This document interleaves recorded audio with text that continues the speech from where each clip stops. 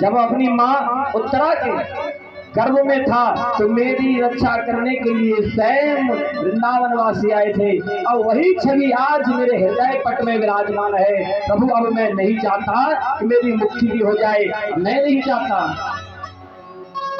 बड़ा सुंदर भाव दिया है सुखदेव भगवान ने। बस शिष्य हो तो आप जैसा।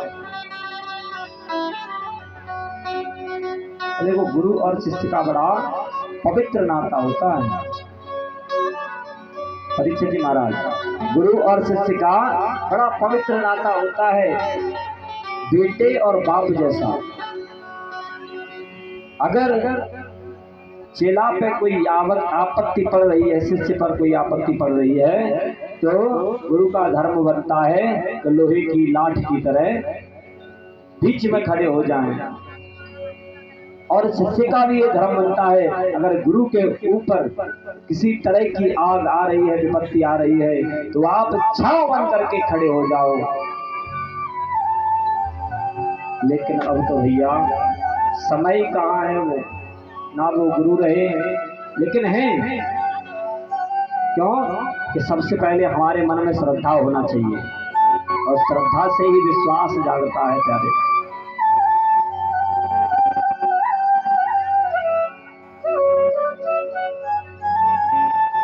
तो गुरु जी तो ऐसे ऐसे होते हैं। अब मेरे प्यारे धीर बाबा जी हैं, बगैर किसी निःशुल्क के और आपसे कहते हैं कि आप आओ कथा सुनने।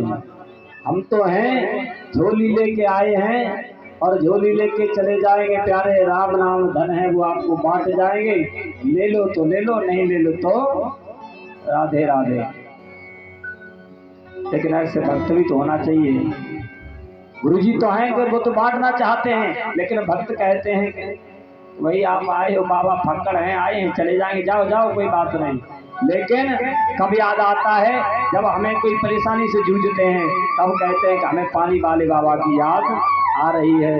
जब प्यारे आपके गांव में आए तब आपने समझा नहीं, जब चले जाएंगे तब याद करोगे, तो क्या फायदा। क्यों परीक्षित जी महाराज, बात सही है ना?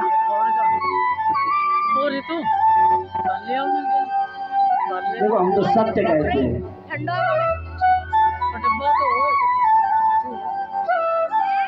गुरु और शिष्य का नाता इस तरह से होना चाहिए, बिल्कुल पवित्र, कोई भी बीच में शंका की बात ही नहीं होना चाहिए।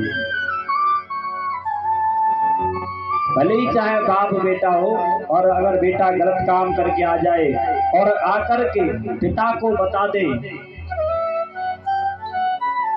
तो किसी की ताकत नहीं है कि बेटे को हाथ भी लगा दे, क्योंकि पिता को पता है ना। और पता नहीं हो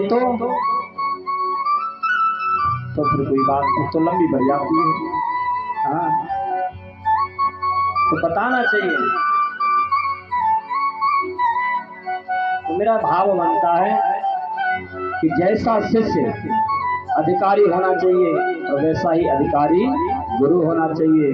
पूज्य गुरुदेव भगवान सुखदेव भगवान समझा रहे हैं कि आप जैसा शिष्य मैंने न देखा और न शायद कभी देखूंगा।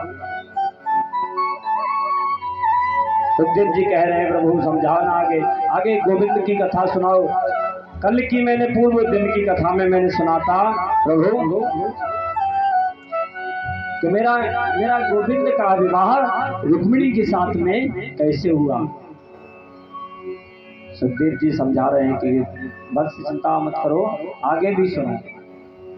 आपने बड़े एक चितवन से सुना है कि मेरे गोविंद का विवाह भीष्म की पुत्री रुक्मिणी के साथ में कैसे हुआ। स्वयं सांडिल्य मुनि ने वेद मंत्रोच्चार करके मेरे गोविंद का विवाह कराया। पहला विवाह हुआ रुक्मिणी के साथ में, और रुक्मिणी ने जितना तप किया था मेरे गोविंद को पाने के लिए, रुक्मिणी ने जितना तप किया था मेरे गोविंद को पाने के लिए, प्यारे आज भी अगर हम अपने मन में ये बैठा लें तो मुझे मेरा गोविंद चाहिए, तो प्यारे आपको गोविंद मिलेगा, ये मेरा विश्वास है।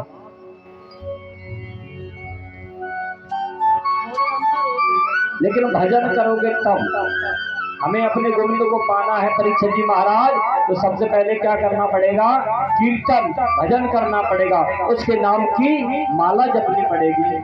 लेकिन भजन से दिल ना चुराना चुराना, अरे भजन से दिल ना चुराना, कि हाय राम जिंदगी का कौन ठिकाना, कि हाय राम जिंदगी का कौन ठिकाना।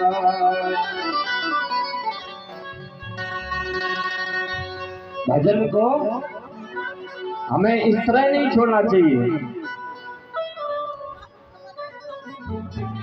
आज पूज्य सुखदेव जी महाराज समझा रहे हैं कि सुनो, पहला विवाह हुआ है रुक्मिणी के साथ में,